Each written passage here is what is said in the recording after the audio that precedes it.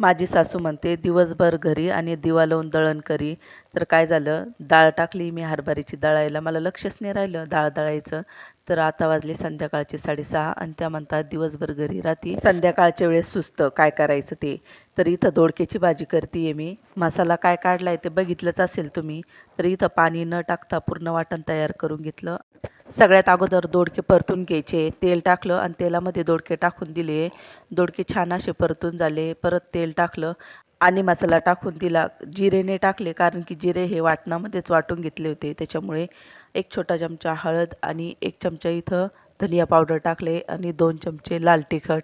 छान असं परतून घ्यायचं. आता याच्यामध्ये थोडंसं पाणी टाकूया. मी आपलं नॉर्मल पाणी टाकलंय. तुम्हाला हवं तर तुम्ही गरम पाणी पण टाकू शकता.